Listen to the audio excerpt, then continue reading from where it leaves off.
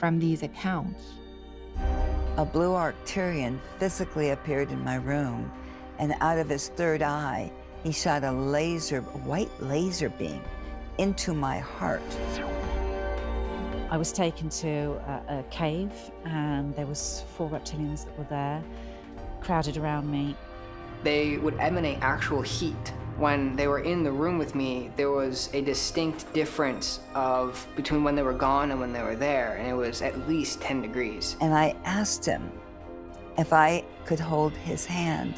I wanted to know what it felt like to touch them, and I wanted to know it was real. And then my body would profusely start sweating when they were with me. All of a sudden, I'd hear their clicking, and I'd know, oh, here they are, and I'd look over, and there they would be standing. Each of them put their hands on me, and they said, you've asked us a question, and we're going to answer you now. At first, I couldn't concentrate on anything he said. They weren't human at all. These were extraterrestrials standing there examining me in the room. When he allowed me to hold his hand, he had 3 very long, skinny fingers, and at the end of all the fingers were suction cups. I kept thinking about what dimension am I in, and who is this guy?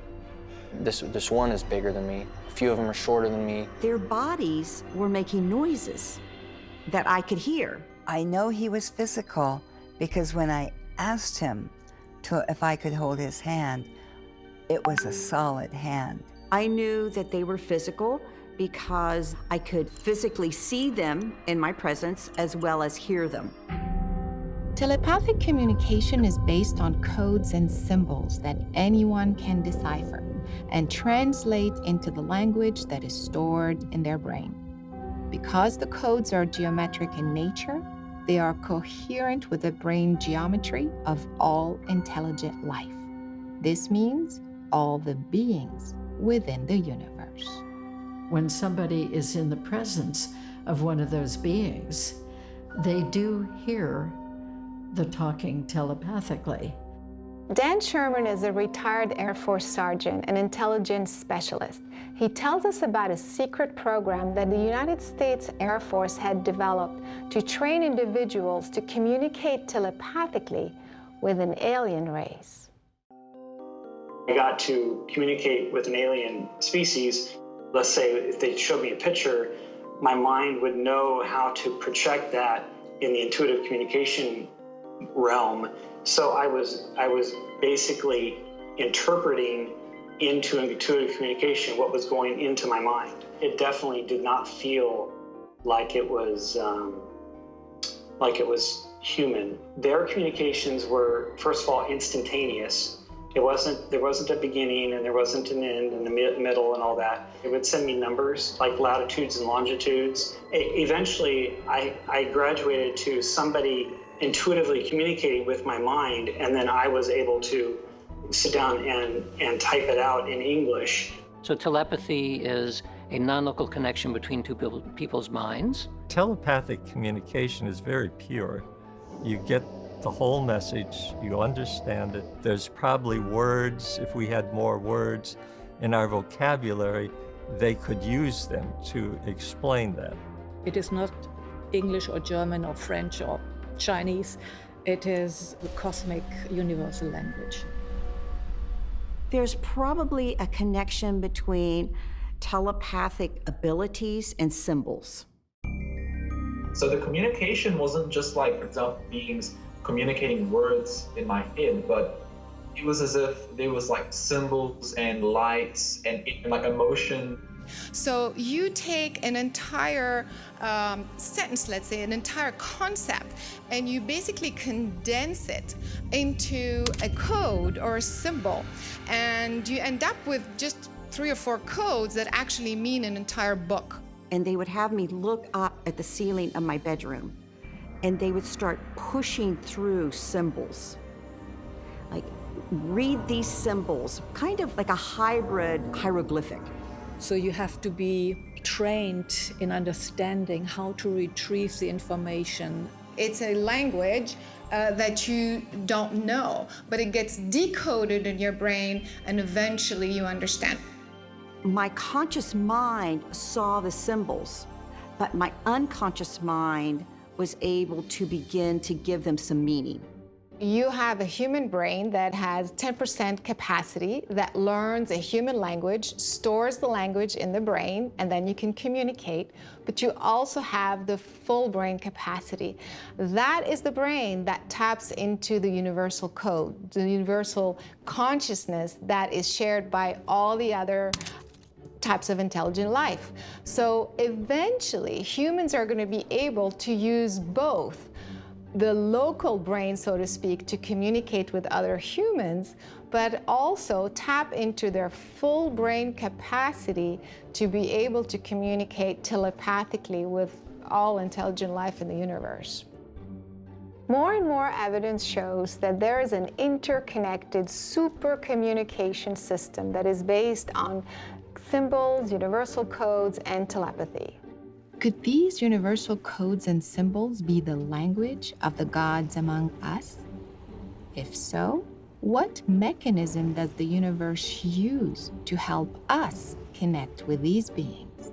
Though science requires skepticism, some minds at the highest levels are open to asking bold questions about how contact could happen beyond the laws of physics known to men today. Now, from a physics standpoint, how did the signal actually get transferred between the moon and NASA?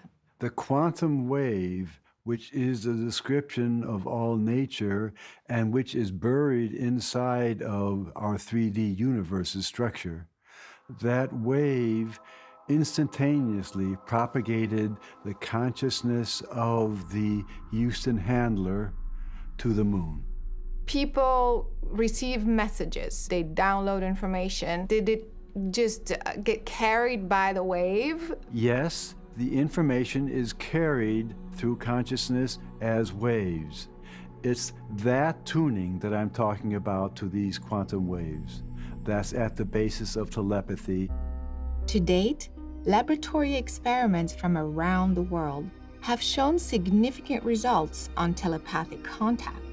What does that tell us about the communication mechanism of the universe and the science of contact?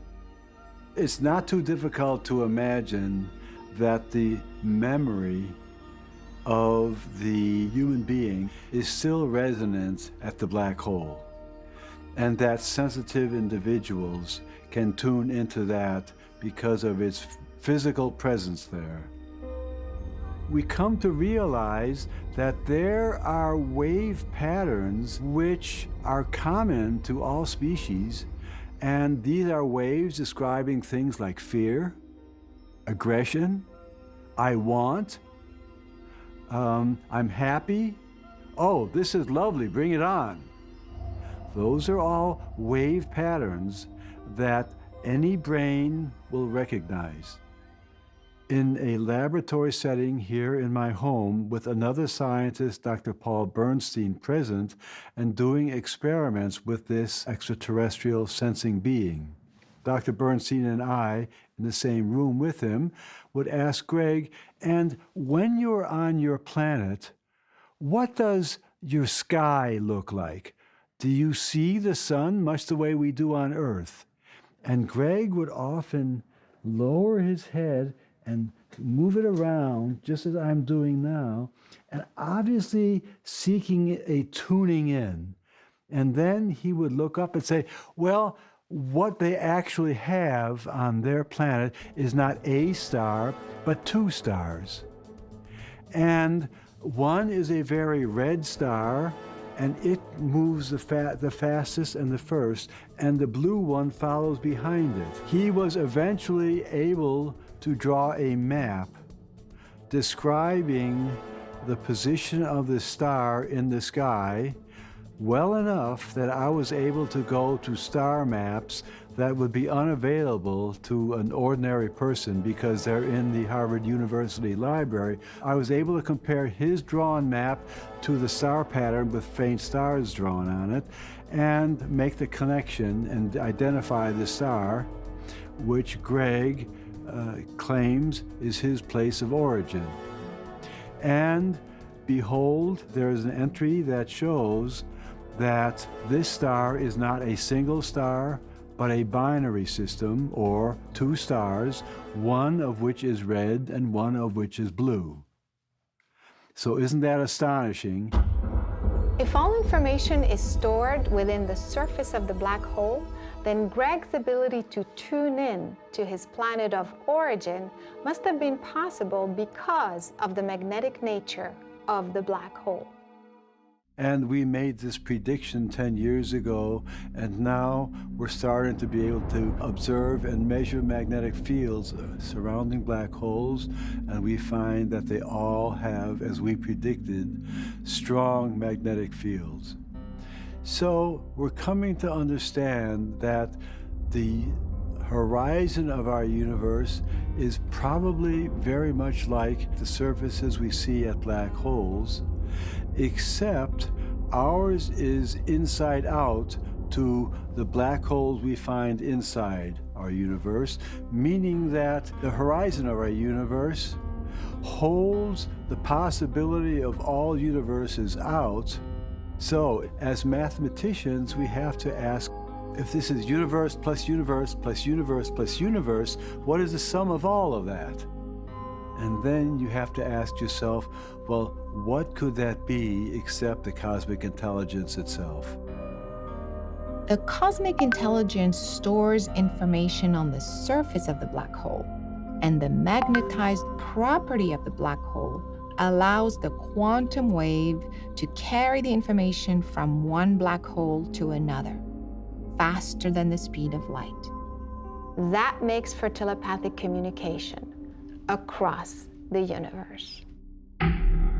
It is now clear that the gods speaking to us are transferring telepathic symbols and codes into our brain through the magnetic black holes. Some of us can tune in, retrieve these messages, and translate them into a star language. The next really important experience for me was I was awake and there was a real being in the room. And visceral, I could touch it, see it, feel it, and then it touched my forehead. My head cocked back and my mouth began to speak in a language I had never spoken before. It's more of a tonal language where the information's encoded onto the frequencies, but to be decoded by your heart and not the brain. Can you say something in the language? I'll see what comes through. Okay. Yeah.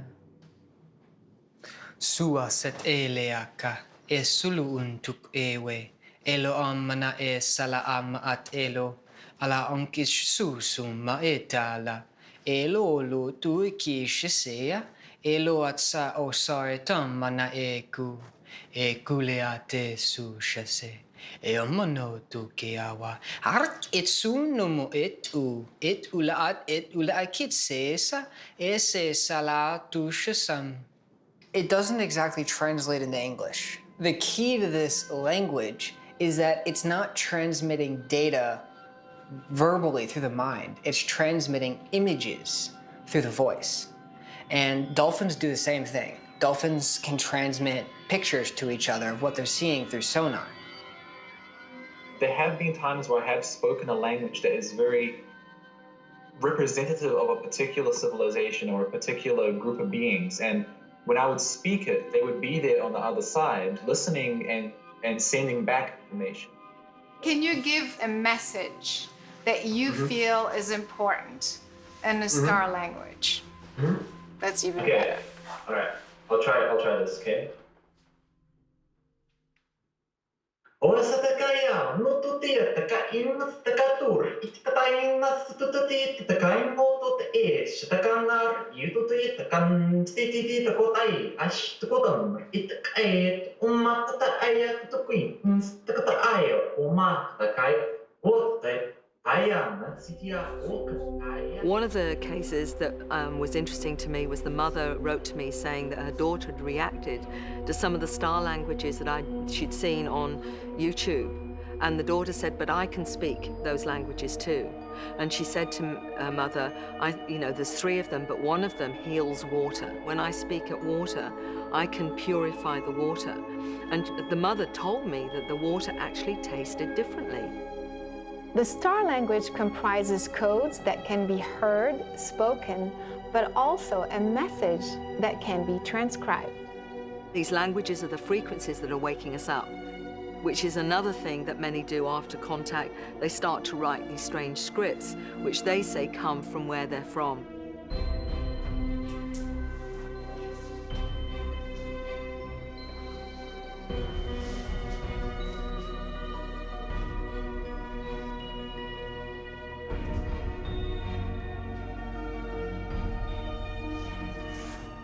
So what does this mean to you? So these symbols aren't words. They're not something you can pronounce. So you're not going to look at it and read it and come up with a verbal expression of it. These symbols are more circuitry. So if I wanted to share, I could visualize you and draw that symbol. By enacting that circuitry, I'm allowing myself to tap into the information that you're willing to share. This amazing ability Zach has also helps explain other examples of extraterrestrial communication we have seen throughout history. For centuries, messages from otherworldly civilizations have been found in ancient artifacts, relics, archaeological findings, and monuments. One of the most well-known are the crop circles, and particularly those of Wiltshire, England, which, just like the star language, seem to contain a symbolic code language.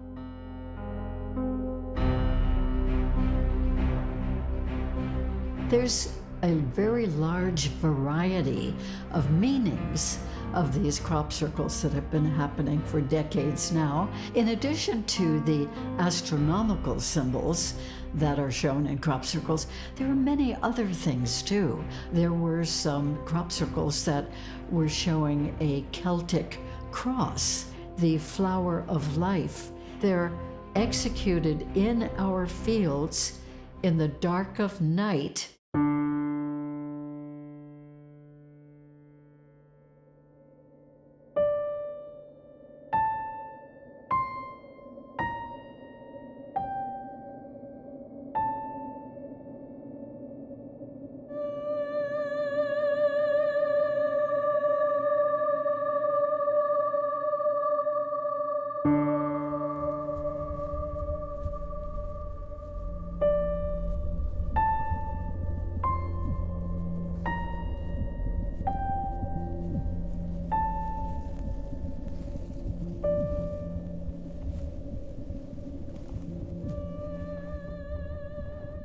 This crop circle is a huge mystery. It's brand new. And honestly, you can't see anything. You have no idea what it is. So I'm going to try to figure it out as I go along. There's no way any human could have stepped onto that space and created this and then kind of, disappeared? Let's cut across here. As I'm standing in the middle of this piece, I feel something around my heart. Something is kind of like vibrating. I'm gonna make my way to the center and see what's going on.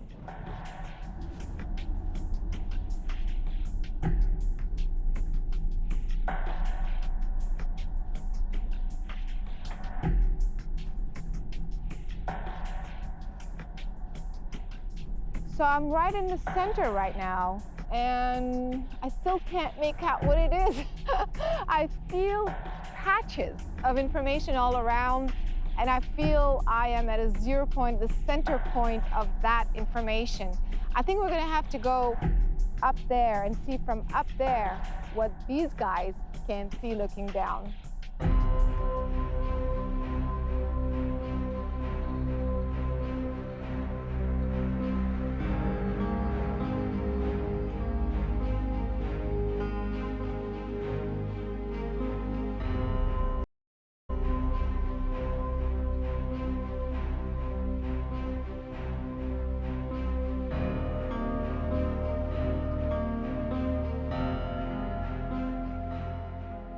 Though at times our lives seem small, our planet is part of the universe. It is unimaginable that the universe would host so many life forms, for contact not to be a natural part of the universal citizenship.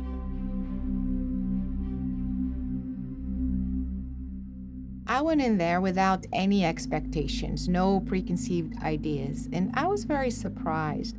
It felt like a very low vibration. We really have to discern for ourselves. Sometimes an extraterrestrial contact is more advanced, and sometimes it just isn't. Advanced technology does not necessarily mean advanced spiritually or a higher level of consciousness. Regardless of the technology used, could there be another sign of communication between the planets themselves? After all, the Earth is part of a planetary system and therefore subject to various astronomical events. The Shoemaker-Levy comet was hurtling across the sky and collided with planet Jupiter.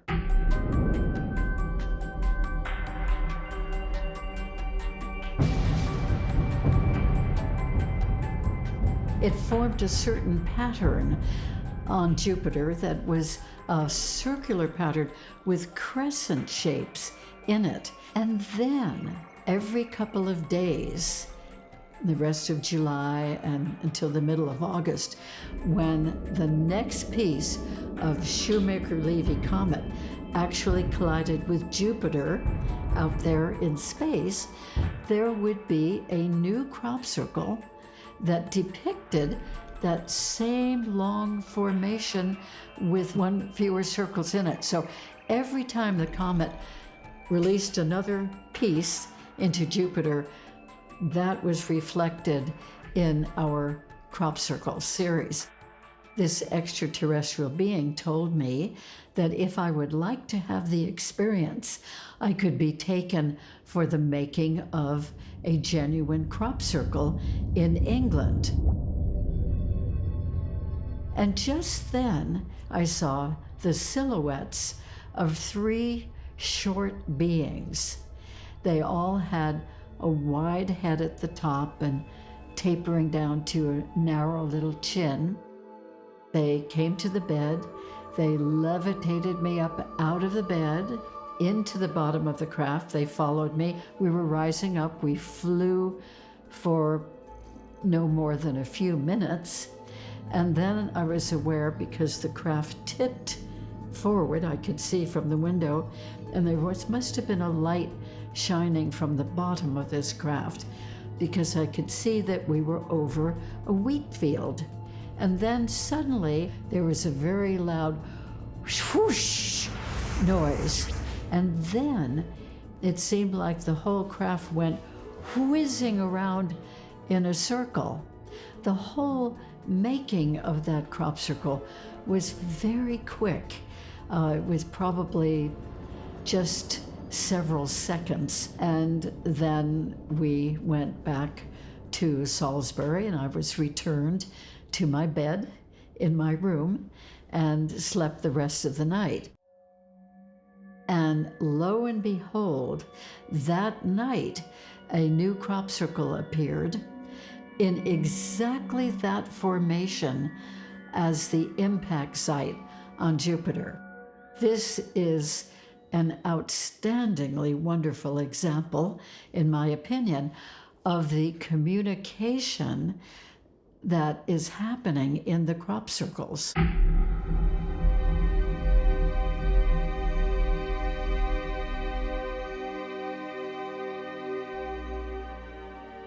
Astronomical events that are reflected here on the Earth have to do with the alignment of the planets with our own. This means various points on planet Earth are aligned with specific points within the cosmos and will therefore incur unique astronomical events. They will also have distinct electromagnetic and energetic properties. All of this information is actually following lines.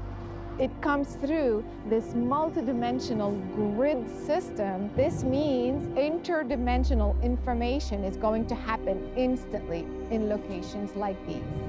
If you are standing right here on this spot and receiving telepathic information from somewhere, it's probably coming from a galactic frequency, from galactic beings as well, landing right here on the Earth. If communication is reflected in astronomical events and the alignment between the planets, then is it possible there may be a web communication system that connects our planet with the rest of the cosmos? I believe there is.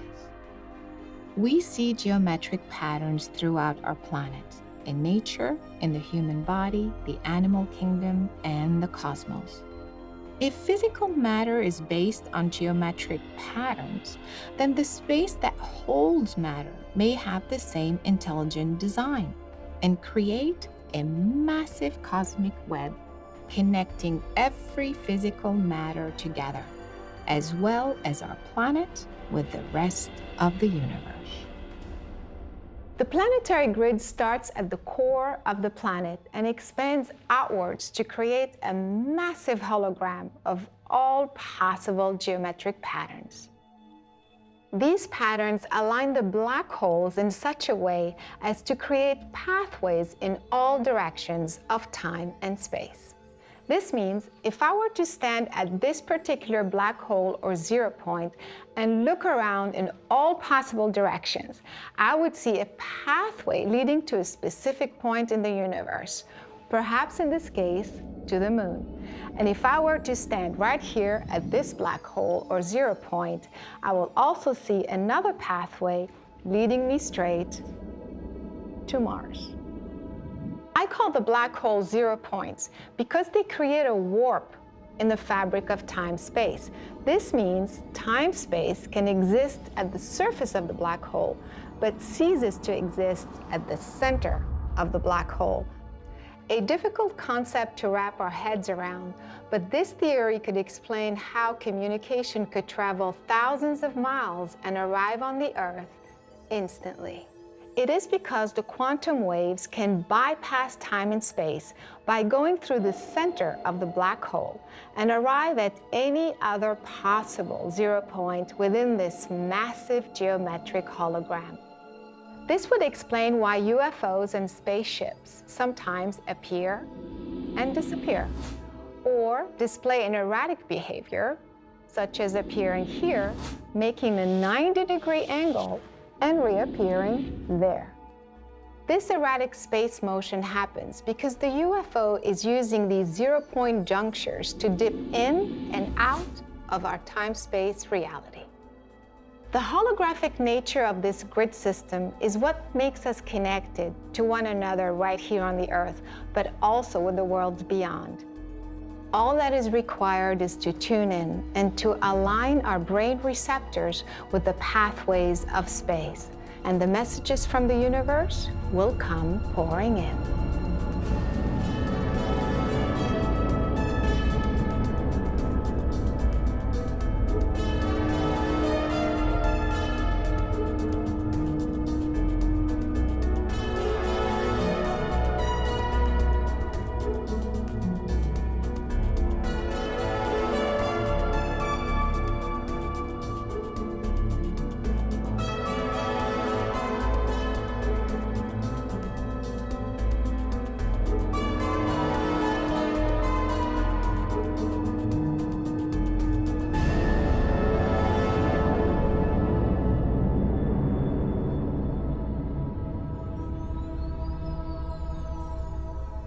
The structuring of space can now explain the mechanics of UFOs, teleportation, and telepathic communication. Could this new quantum hologram theory become someday the theory of consciousness? And perhaps, could this be the next theory of everything? I believe this is the theory of everything. The possibility of a theory of everything is an exhilarating prospect because it would explain the unknown mechanics of the universe. But what about the technology used by the UFOs and the otherworldly beings that allows them to travel all the way to our planet? The answer may not be what you expect. Quantum physicist Dr. George Wiseman has conducted astounding experiments and stretched the boundaries of the current laws of physics. So you mentioned PK. Yes. What is it exactly and how does it work? PK is psychokinesis, which means moving by the mind. It's also called mind over matter.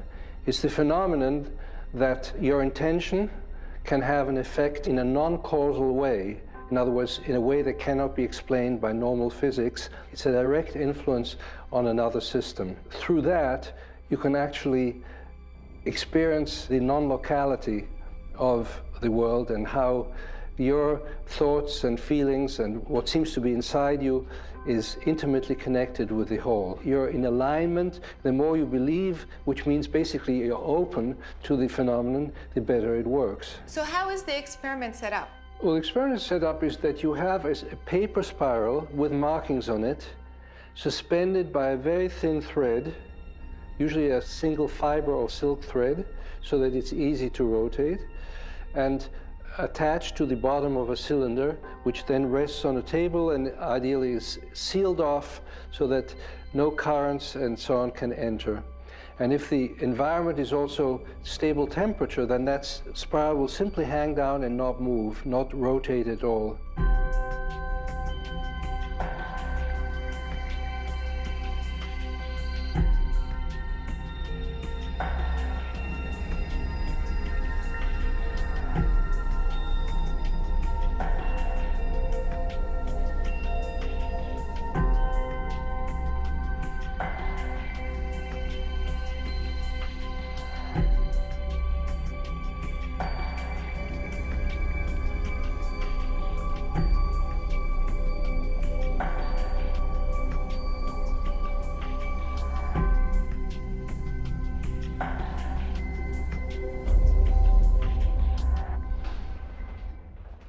Okay, when I sat down, it rotated about, maybe 10 degrees or 15 degrees or so. From a distance, it looks like mind and matter are very different. And here we're talking not so much mind like your thoughts, but more like the essence of consciousness itself. So if that were true, then when you're asking somebody they're directing their mind towards a box that's producing random bits in it, and your intention is, I really want this to produce more ones now than zeros, which it doesn't want to do. So this kind of experiment using things like this, and also rolling of dice and all kinds of other physical systems, has been done for maybe 50 years now, probably over 50 years. Hundreds and hundreds of experiments and published in journals. And it's very clear, to me at least, and to many of my colleagues, that your will does change the fabric of physical reality. If consciousness could change the fabric of reality and can allow us to move a physical object, could mind over matter perhaps become the technology of the future? Could this technology be the one used by the gods among us? If that consciousness is all focused on the same intent, namely to take us all to what we understand to be the quantum signature of planet Earth, the spacecraft knows how to transmit itself to planet Earth. Is it possible then that my consciousness could command my physical body, my personal spaceship, so to speak, to appear in a different location just the same? In teleportation, it would be seemingly a relatively simple thing to scan this quantum description and then take them to another place that we know something about, that we also have a quantum description of as a place, and then project the one into the other. If the extraterrestrials and intradimensional beings can fly their ships and teleport to our planet and communicate through telepathy and codes, then perhaps these powers will become part of the human capabilities at some point in the future. Are the gods among us teaching us these technologies of space travel and communication? After all, in all our seeming insignificance, many of us can already receive these messages and signals coming from the vastness of space.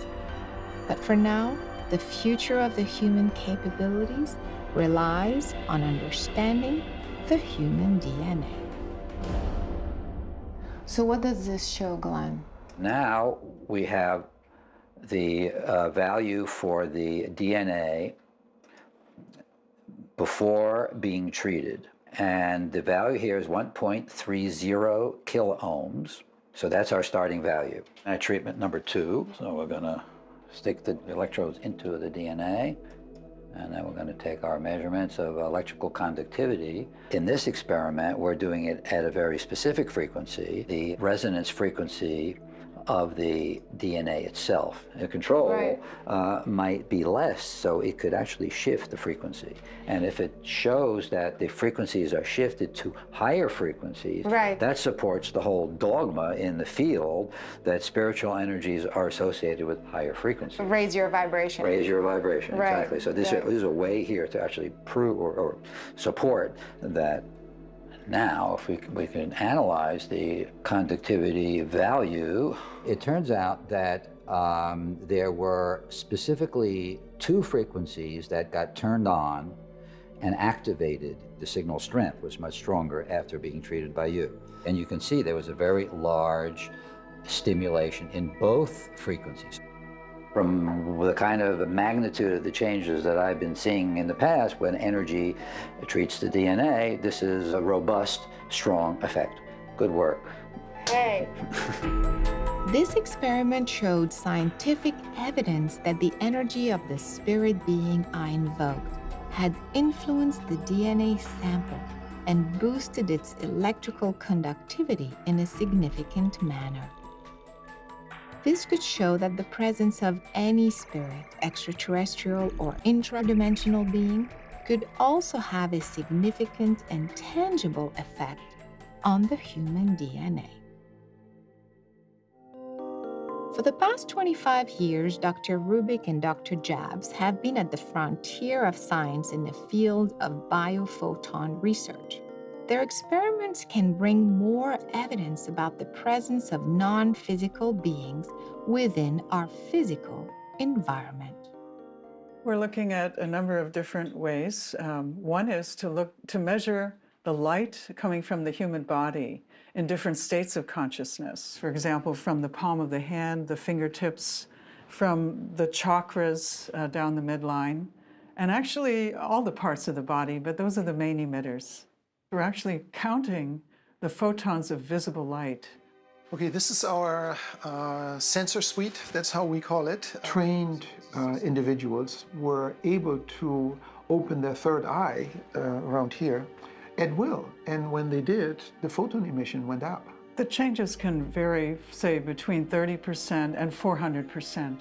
We can measure down to a single photon with great accuracy. So when we see changes of 10 to 50 photons per second, we know that we're seeing something significant. And when it correlates with the intent of the person to make a shift, of course, it reflects a shift in consciousness. We have some evidence of beings of light in some of our experiments. During the actual healing session, one healer said, my guides have arrived. And at that very moment, a burst of light. And again, another guide has arrived, another burst of light. That's the kind of evidence we see. Because it was now far removed from the body, and we got a substantial burst of light, that tells me that there had to be quite a lot of light inside the chamber. How is this even possible that higher dimensional energies can be downloaded or brought down into our ordinary 4 dimensions of space-time reality? Who's to say that there's not information passing from one place to another that certain people might be able to perceive? There are layers of codes. There's thousands of codes layered on top of each other. You touch one part, it touches 10 other parts because codes within codes within codes. It's an incredibly efficient, very redundantly packed machine which is operating with itself, on itself, through itself to make the complexity of what we are.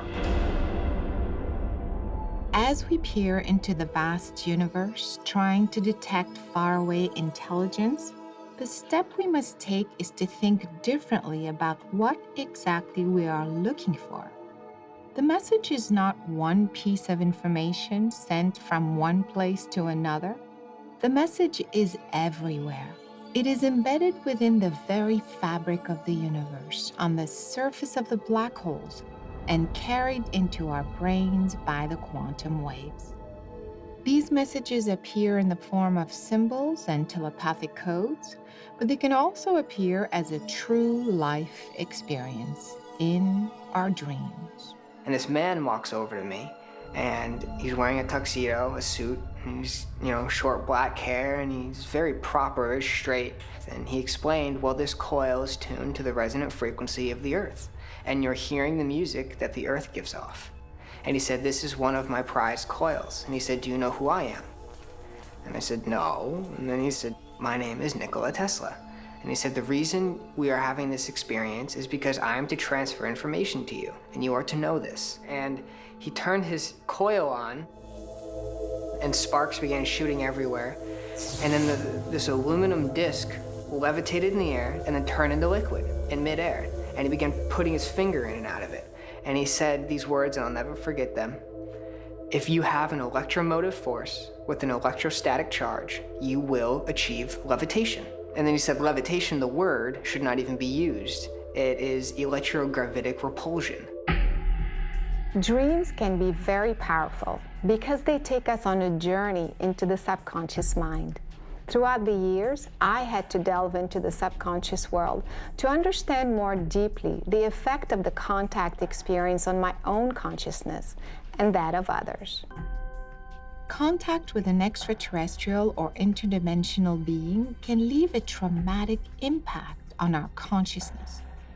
For this reason, I developed a methodology that helped many individuals delve into their subconscious mind and bring a deeper understanding about the messages and the meaning of their experiences. This process, in turn, helps them learn and bring closure to these events.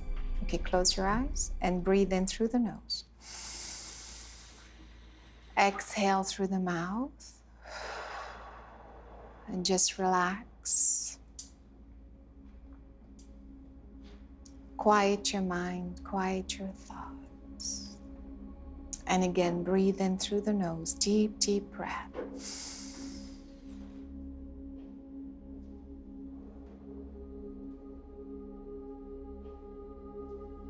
Bring your focus to your heart. What do you sense? What do you feel? I feel like I'm being watched from the sky and I don't know it. That's it. It's a massive object. It feels like a spaceship with beings inside of it. Feel, don't guess. Right now, we're just right outside of Earth's orbit. How many beings are there? I sense it's a major collection point of so many different types of creatures, including extraterrestrials, that's run by the extraterrestrials. It's almost like a Noah's Ark. They're like us, but they come from us. We come from them. They're communicating with me. What are they saying? We've been watching you. We've been watching over you. And there's good intent behind when she tells me this. Focus on your heart and open your eyes.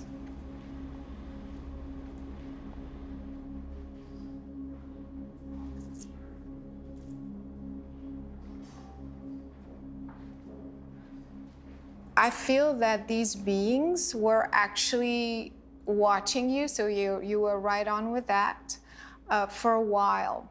And it's as if this was the perfect timing for you to reconnect. Although it's a little bit delayed because it's as if you were avoiding it. And that's why at one point it had to be done almost by force.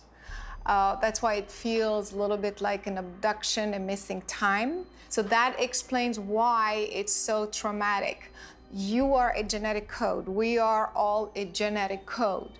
If you take this genetic code into a particular environment, that genetic code starts to unravel. You carrying this genetic code gives you a responsibility, which means that you are here to transform the rest of the genetic codes. Okay, I totally understand what you're saying. How does that make you feel? I feel recharged.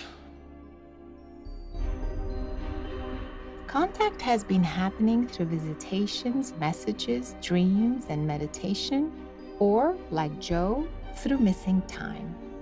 But how about those who have been abducted onto a spacecraft? What can they tell us about the gods among us? They all describe being taken on board a UFO from their car, from their backyard, from sitting on the couch watching television, or from sleeping at night. The Greys I had the experience with, they live aboard their spacecraft, which is sort of in Earth's atmosphere. So they just stay there and, have experiences and contact and abductions with certain people that are relevant. I woke up in my room very early in the morning, and I knew that I was not alone in the room. There were some beings.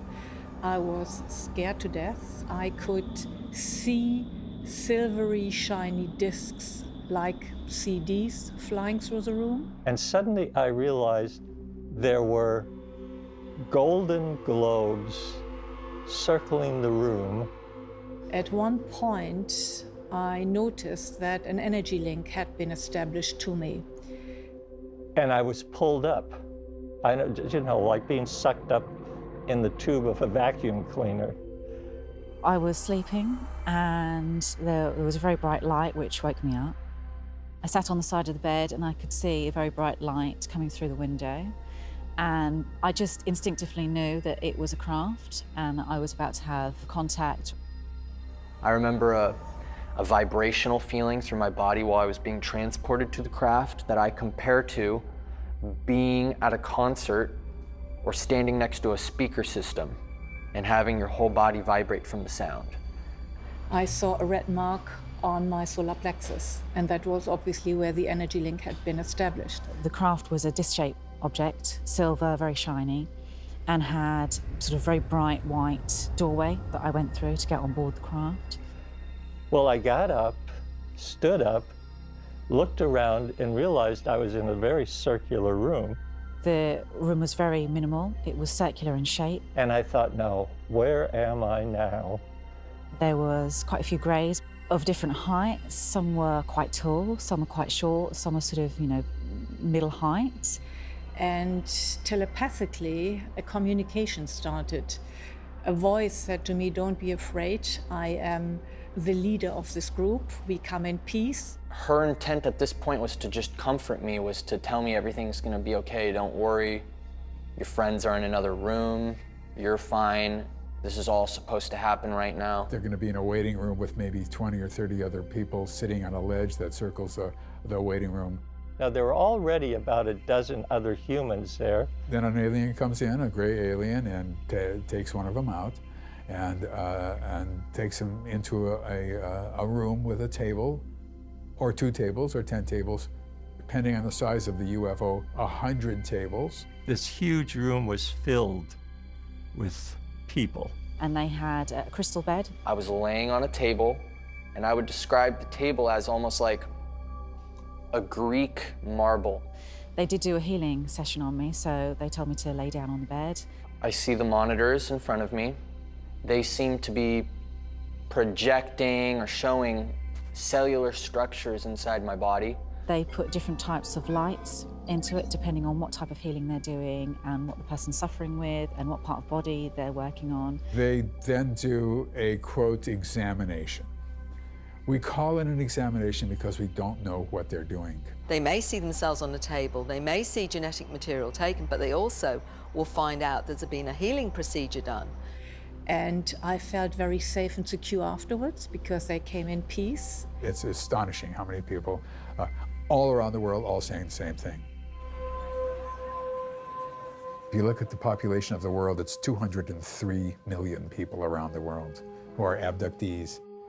According to abduction researchers, regression experts, and psychotherapists, the purpose of the abduction ranges from healing, teaching, experimentation, but also hybridization. In other words, genetic engineering. I've been very aware of the hybrid beings that are created by the extraterrestrials combining with human beings. Some of them are very interested in reproducing hybrid life with human beings in various ways. The hybridization itself can happen in several different ways. There can be eggs or sperm. Yes, some eggs were taken from me, and they also showed me part of their breeding program where they, abduct and take men and women aboard the craft and take eggs or sperm. It can be DNA just from a skin sample, for instance.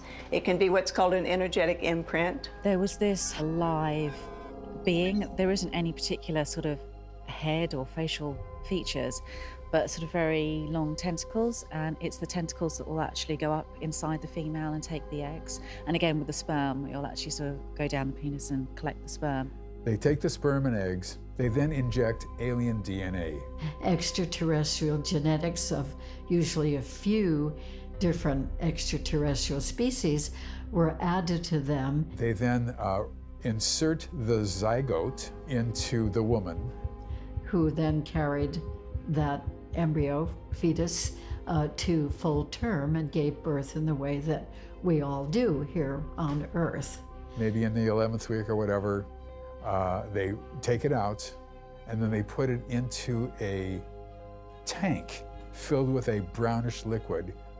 I had had several missing pregnancies, and there was no explanation as to what happened to them. And that is where the fetus continues to grow, and eventually the baby is removed from the tank. And that's the way I was created. That becomes a hybrid. I'm a part of the hybridization program. My kids, the percentages in each child varies. It can be 80% human and 20% ET, or vice versa, or 49-51. I have 6 hybrid children that I know of, and I have met them. My first son is a reptilian, and I had a really nice experience with him and spent about 3 hours with him. Some hybrids really look alien. Picture a young girl with very thin, straggly hair, but there is hair. A very small mouth, but it is a mouth. A nose, a tiny little nose, small little ears, a pointed chin. Some of my kids look more human, some of them don't look so human. Cake doesn't look very human at all. And then there's even another group who I call human hybrids. These are human in every way imaginable, and they are indistinguishable from other people. Are these claims too difficult to believe? Dan and Cynthia are 2 of the many individuals we met who were genetically managed in the womb.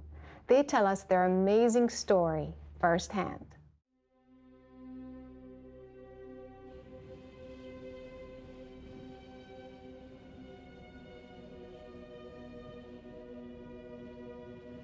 It was my father who told me.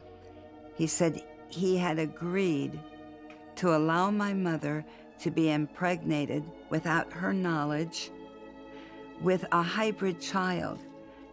And he agreed for that in exchange that he got to work on a top secret mission with the Army in Korea.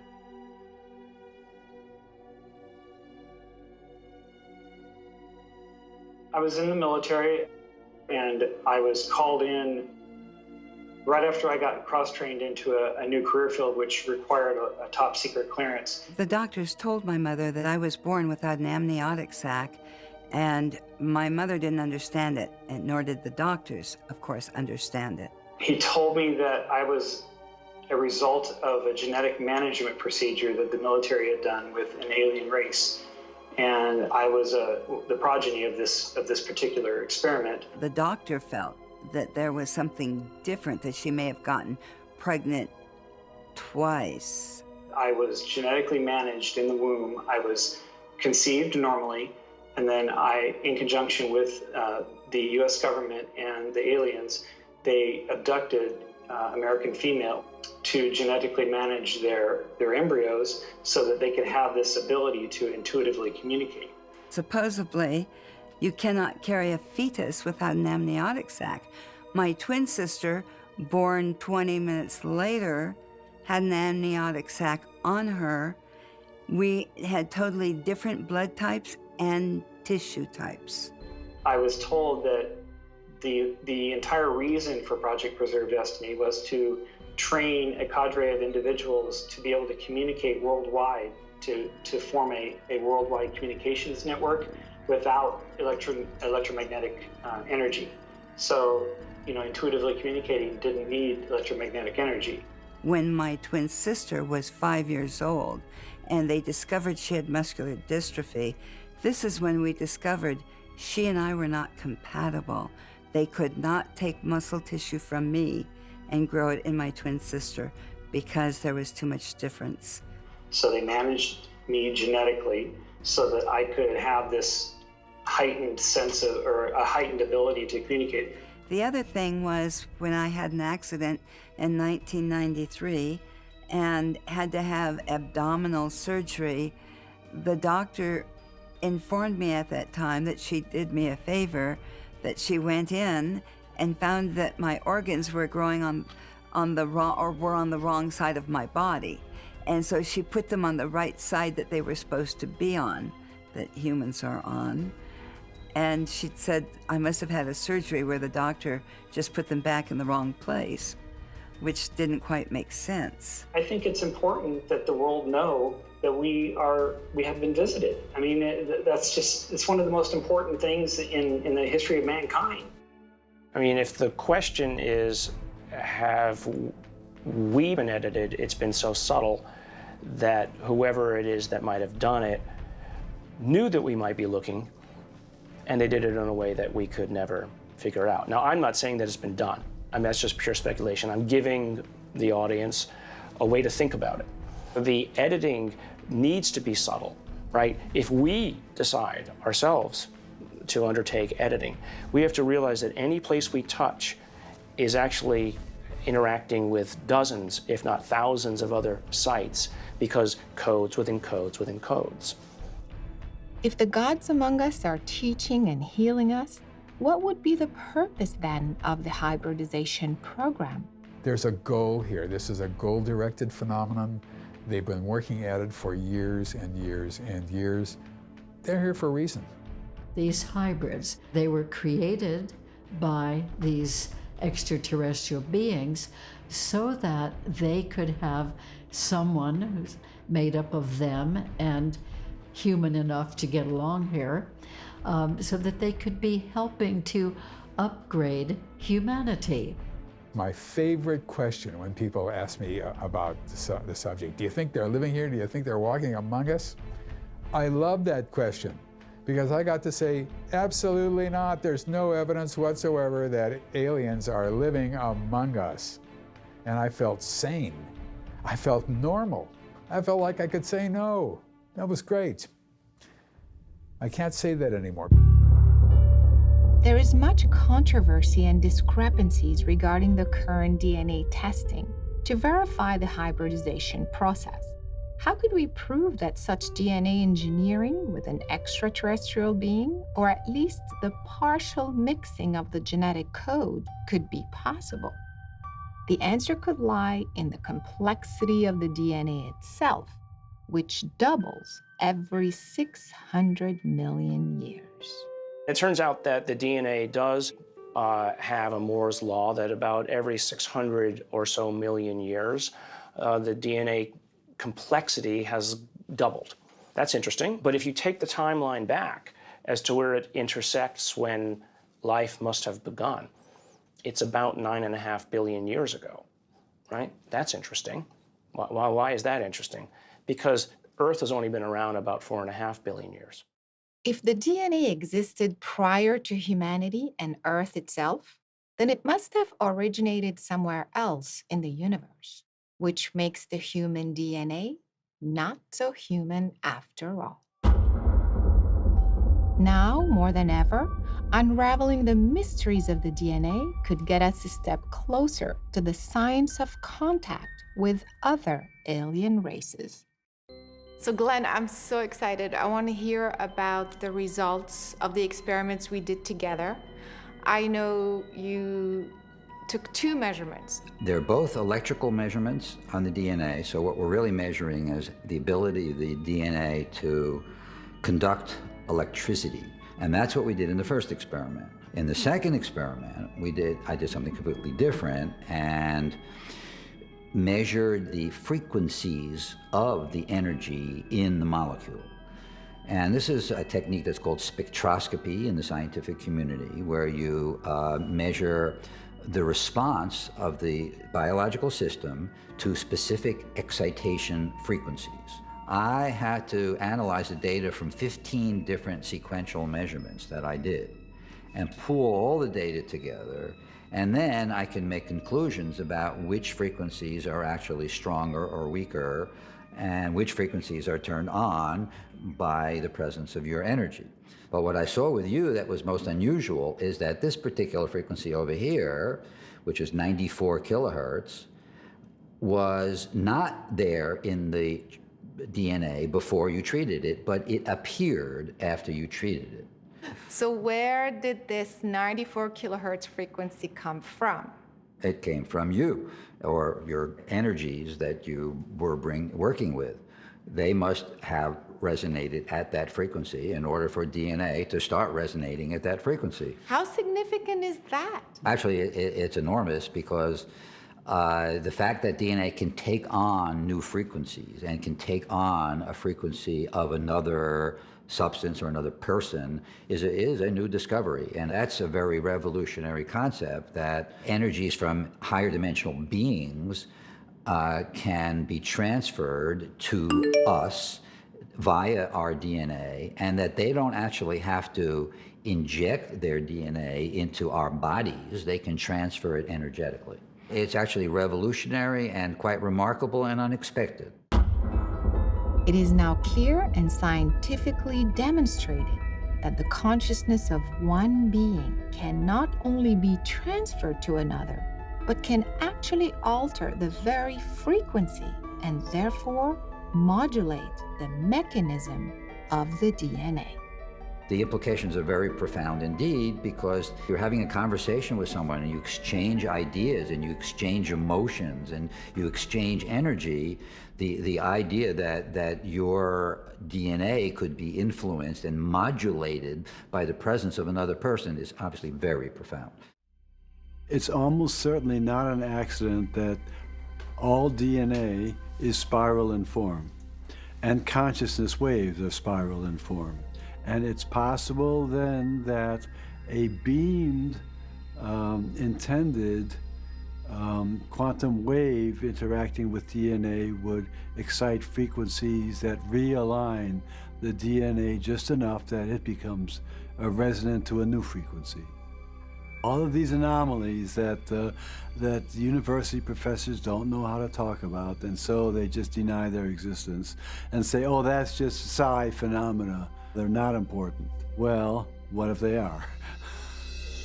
If there were evidence of some sort of overt engineering or introduction of DNA by something else, the science is so open source at this point that the information is available to everybody. There's no grand conspiracy, right? So, but to give those who want to think that way an out. Remember, codes within codes within codes, right? There's ways that perhaps you could introduce changes in such a subtle way that it wouldn't be obvious yet, at least to our level of understanding. Again, I'm not saying it exists, I'm not saying it does happen, I like to give even myself the out of, even though it's highly unlikely and perhaps astronomically impossible, don't take it off the table. Because if you take it off the table, it can never be a part of a future answer. Hybrids, crop circles, star language, telepathy all point to one thing: contact with otherworldly beings. I invite you to think of a moment in your life where you could swear you felt the presence of someone, an angel, a ghost, or even a long-lost loved one. You may have brushed it off as an imaginary event, perhaps because it touched you in a way that you could not understand.